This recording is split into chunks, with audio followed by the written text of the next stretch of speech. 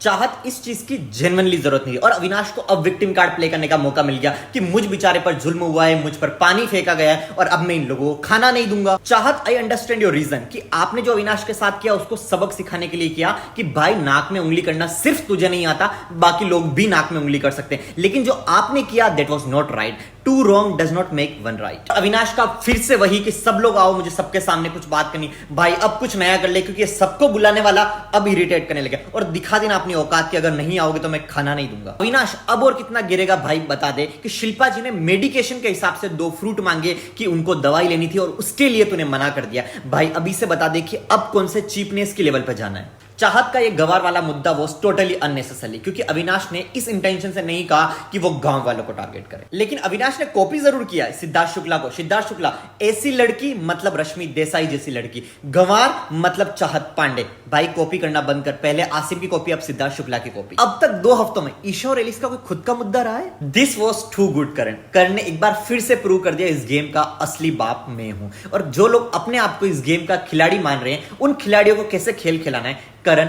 बहुत अच्छे से जानता है। जब रजत उनके पास आए, अविनाश चाहता है कि आप सब उसके पास जाकर उसकी बात सुनो, तो वो खाना दे देगा। तो करण ने कहा कि हम जाएंगे, लेकिन पहले अविनाश को बोलो ब्रेकफास्ट, लंच और डिनर सबका बेसिक राशन पहले बाहर निकले, तब जाके हम उसकी बात सुनेंगे, ताकि करण को पता है कि एक बार पूरे दिन का बाहर आ जाए खाना, तब देखा जाएगा, क्योंकि हर छोटी बात पे वो खाना रोक देता है। Guess what, Karan won. Avinash अब चीपनेस की कौन सी हद पार करनी, and what Eesha was laughing जब अविनाश चाहत का कैरेक्टर असैसिनेशन करा था। And Eesha don't forget you yourself is a girl. This was not funny, this was disgusting. This was my reaction जब अविनाश बकवास कर रहा था। And trust me, if I would be there I would have slapped Avinash for this. This suggestion was actually good for Vivian, क्योंकि Vivian इस घर में वाकई में लीडर नहीं लग रहा है। He is looking complete puppet of Avinash, क्योंकि अविनाश ने वोटिंग के टाइम पे भी Vivian को इन्फ्लुएंस कर दिया था। और किसी को अगर आग लगाने की क्लासेस लेनी है ना, प्लीज करण के पास जाओ। Vivian की हिपोक्रेसी और दिखावे की महानता एक बार करण ने फिर से एक्सपोज कर दी। Vivian हमेशा कहता है मैं इस घर में किसी को भूखा नहीं सोने दूंगा, और Vivian को ये नहीं पता कि कल श्रुतिका और चुम ने क्या खाया था। और जब श्रुतिका और चुम से पूछा गया तो वो लोग प्रोटीन और फ्रूट्स खाकर सोए हैं, और Vivian के पास भरता पड़ा था, Vivian ने फ्रिज में रख दिया